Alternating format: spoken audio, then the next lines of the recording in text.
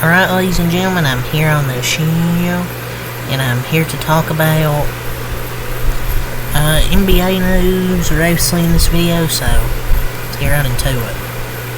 So we're going to start with some NBA. Detroit Pistons guard slash forward, Ausar Thompson. He's been cleared to play by the NBA's Fitness to Play panel. Sources told ESPN the 2023 number 5 pick has been sidelined since March due to a blood clot issue, and will now begin ramping up and preparing to make his season debut in the near future. So I'm glad he's doing better. Finally, some good news. Feels like with the NBA, because we're in so many injuries lately. But some good news. Ausar Thompson coming back from that blood clot issue, and hopefully can continue his development.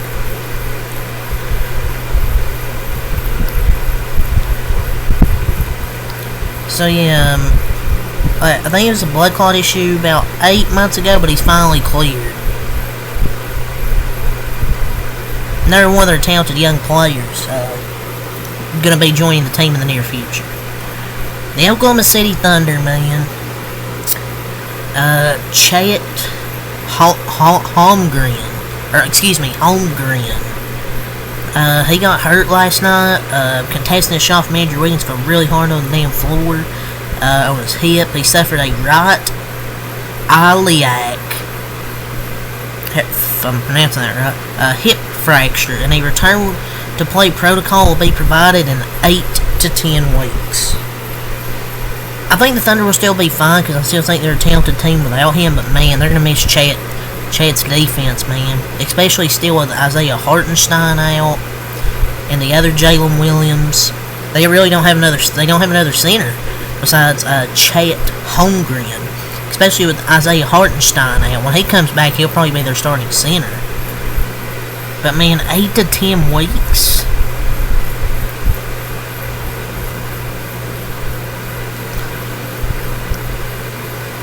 I guess, I care, because I like basketball and I like watching talented players, and Chet's a very good player. So he had a really good start this year. His defense is good as well, and they're going to miss his, that's why I felt like they were really good defensively, because it's hard to go to the rim on him.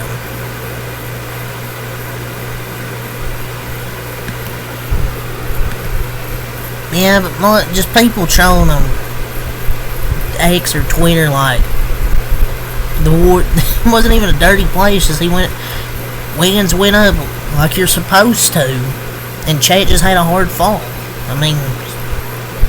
No bias. He just had a hard fall.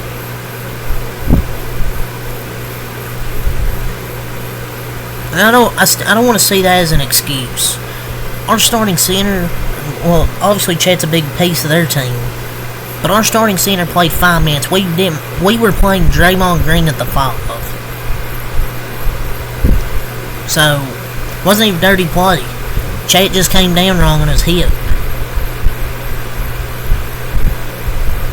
But you gotta get in the weight room. You gotta bulk up.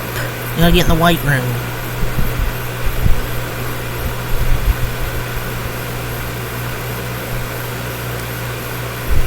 But I guess every play in sports is considered dirty now, because fans are just soft. But hopefully Chet's okay. He'll be back in probably, 8 to 10 weeks? So he's going to be out, 2+ months? Kevin Durant, Phoenix Suns star. Kevin Durant. I'll tell you, MVP caliber start to the NBA season per Shams, suffered a left calf strain on Friday night, and will be reevaluated in 2 weeks. Sources tell ESPN Durant had led the Suns to a first place start in the Western Conference at the time of 8-1 record, now a 8-2 record, and he'd averaged 27 points, 6 rebounds, and 3 assists on 55% from the field and 43% from 3, and that's going to be sidelined for at least 2 weeks for Mr. KD. So he had such a good start to the year. Just feels like every time he gets some kind of like calf injury. There's too many injuries, man. Like everyone's getting injured now to start this season. I mean, he just feels like he gets this calf strain or some type of injury. He feels like he always gets a calf strain every year.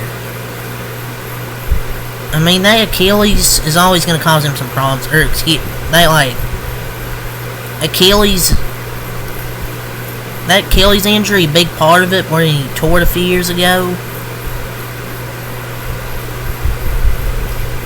So, yeah, but we'll see how the Suns do, because no KD. They lost last night in overtime to Sacramento. We'll see how they look without Kevin Durant. I think they'll still be fine, but we'll just have to see.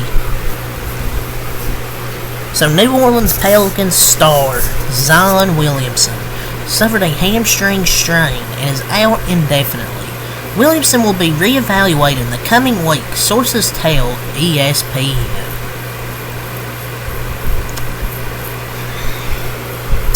Zion is hurt.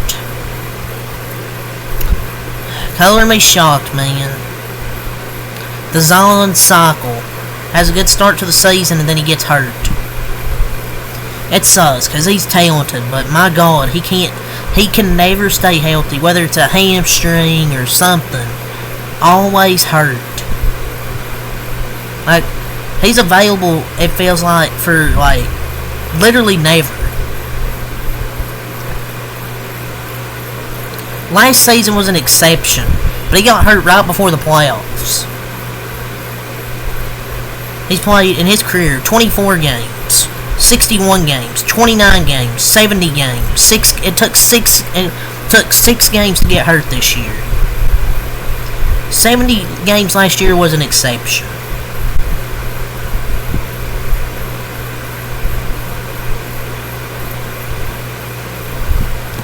So the Lakers assigned Bronny James to their G League affiliate.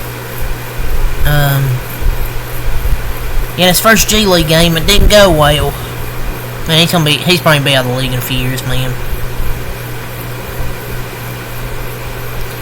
I think we already talked about Tyrese Maxey out for 2 weeks, and how they're going to continue to struggle, not having him for at least 2 weeks with a hamstring injury.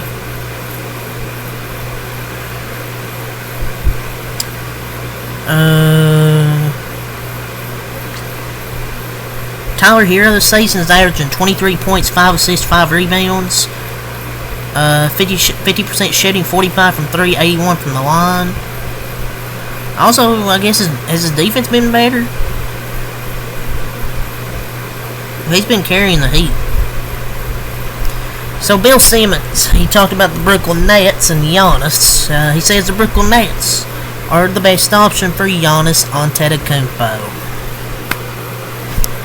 The Nets. I mean, the Nets ain't even a bad team this year. I mean, they're solid, but I don't see Giannis want to go over there, man. I'm just being honest.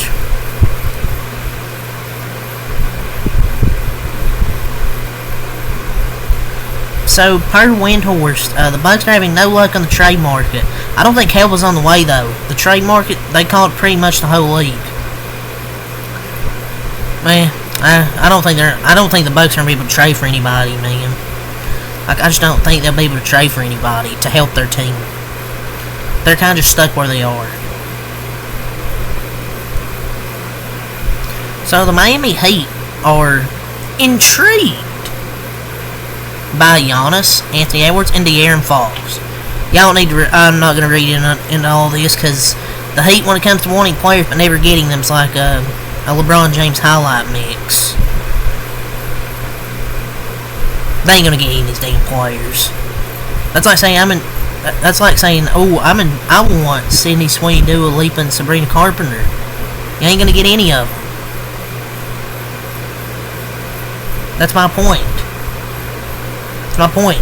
You're not gonna get any of those players, Miami Heat.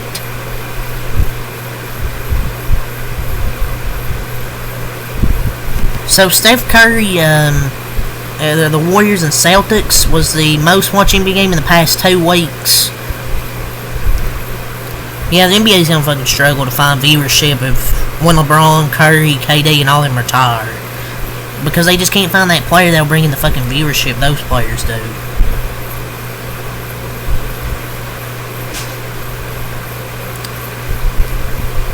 So Lonnie Walker in his first year league game, 0 points, 0 for 8 shooting.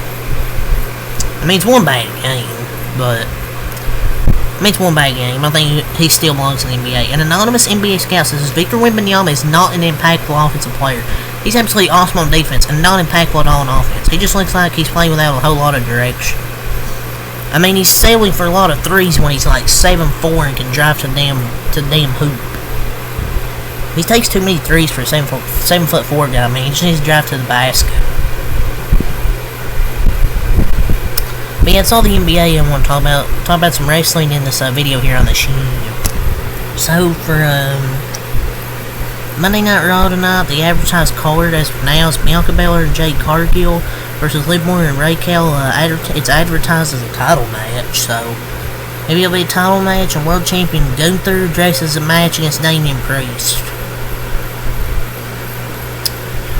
So I don't know if the title match will happen. We'll see. So Darby Allin states that Superstar is basically a stupid term. I think being a spokesperson for like the younger kids, you know, being like, they can see me and relate. Like, I'm not just coming into AEW and be like, yo, everything's perfect, I'm a superstar. I'm like, superstar is such a stupid term. We're like, you're down here, we're up here, we're superstars. No, I'm one of you who just like made it. You know what I mean, and you can make it too. I mean, he literally described a superstar. I guess he hates it because he won't be a superstar. I like Darby Allin, I don't think he'll be a superstar. So Tony Khan was asked if he'd ever wrestle a match. He said, I still don't think that's in the cards. But a lot of the best wrestlers in the world now are in AEW. That's the only thing AEW says, they have the best wrestlers in the world, but no bad stories. And I think the best wrestling, and we're the best wrestlers, our tagline. And I want to keep it that way, keep myself out of the ring.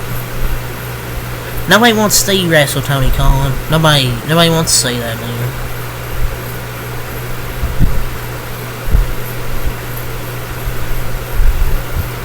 Like, suck. AEW's trash, man.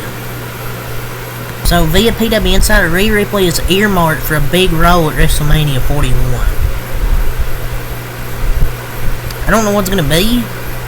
I don't know if it's going to be against Liv Morgan. Maybe it's going to be something with a bigger role. I don't know. WWE on SmackDown on Friday officially introduced the Women's United States Championship. It's basically the same championship, except it's like wide around it. I like it. At least we finally have a women's mid-card belt. I mean, I like the championship. I saw some people complaining about it. How, it looks the same as the men's championship. But I mean, what did you expect? Did you think it was gonna look different than the men's United States title? I mean, I think the design looks good. Who's going to win it? Maybe Mia Yim or Chelsea Green. Maybe one of those two. But yeah, that's really all I say here. Peace.